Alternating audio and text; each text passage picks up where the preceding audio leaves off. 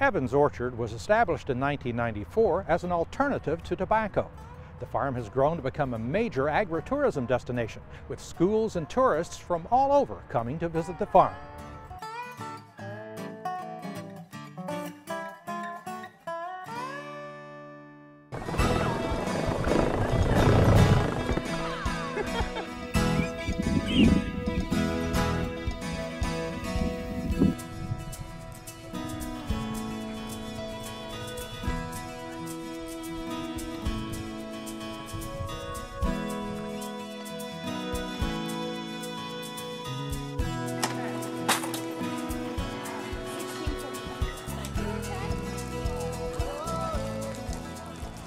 We're a family farm, apple orchard, pumpkin patch. Farm's 175 acres. We have about 10 acres of apples and about 20 acres of pumpkins. We've been doing this about 10 years now. We have you pick pumpkins and you pick apples, a gift shop, and we have a play area for kids, and we do school tours in the fall. We started out in '93. My son was already starting college, and he already had his goals set to be an engineer and leave the farm. And I had a daughter that really wanted to work on the farm, and that was the main reason we kind of started in vegetables. A farmer's market lady helped us get started. We started doing some vegetables and realized there was some money to be made, and maybe that would have been some avenue where we could get away from tobacco a little bit. And just through some tours and places we went, we decided to put her in our apple trees, and felt like that would be a good, draw to bring people to the farm. So it was just a slow process that just kind of progressed and involved out of that. And once we started bringing them to the farm, we started doing more tourism type things. So it was just a slow progression of things, that led up to that. Growing up in the country, you assume everybody gets to see animals and and things grow and that whole the life cycle of all that. And once we started having a few tours, we didn't realize how far removed these kids are from the farm. A lot of these kids had never been on a farm. They didn't know how a calf was raised, or, the animals were raised, or how the trees or the crops and all that type of things went on. So that's been fun. I mean, that's the fun part for me. I enjoy explaining how how you're growing wheat or corn or your vegetables and those type of things. We're able to share that with them. So that kind of brings them back and gives them some a little sense of history, I suppose, as what their fathers or grandfathers may have done.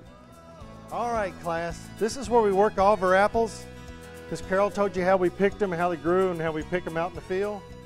We came here today because there's a field trip with my daughter is in kindergarten at Lexington Christian Academy, and they had this plan for a while, and I think the kids just love it. It's just so, I don't know, kind of wholesome entertainment for the kids, and they get to see the farming, and then the fact that they're making cider up here I think is really, really neat. So, and I was really impressed, I have to say, with the original little class session they did under the tent up there, talking to the kids about how apples grow and what the things that they need. Big, strong trees.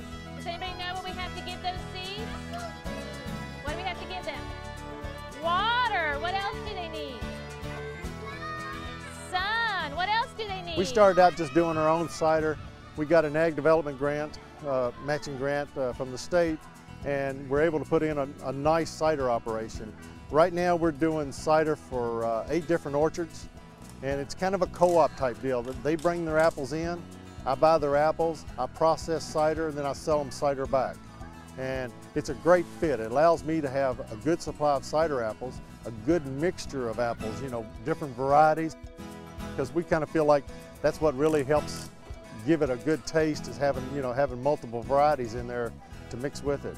So it has started out, I think we may have done 1,000, 1,500 gallons the first year, and we're doing somewhere close to 20,000 gallons this year. We have about 20 different varieties of apples on here on the farm. We start out late June, 1st of July with a June type apple, and then we slowly work our way up. Galas come on early August, and then we got some Honeycrisp here, which comes on the 1st of September, and that's kind of our premier apple is a Honeycrisp. It doesn't grade out very good. It's not a real pretty apple, but it's probably one of the better tasting apples we have. It's a real coarse, juicy type apple. And then we end up the season with the wine saps, Arkansas blacks, the Gold Rush, those types. So it gives us a nice, you know, every week or so you've got a new variety coming on.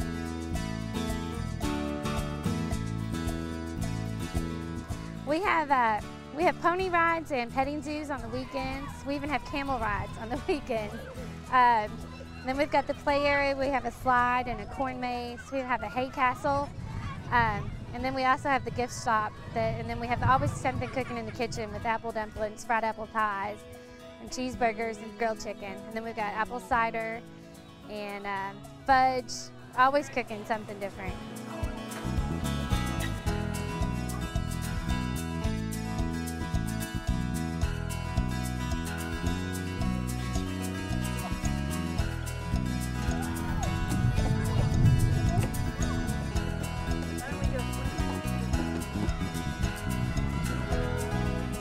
We open in the spring in May, and then we close a week before Christmas. So this is busy. The busiest month is September and October, and then we slow down. We do some gift baskets for November and December for Christmas, and we close down before that. And then open again in May with strawberries, and then we do vegetables all summer.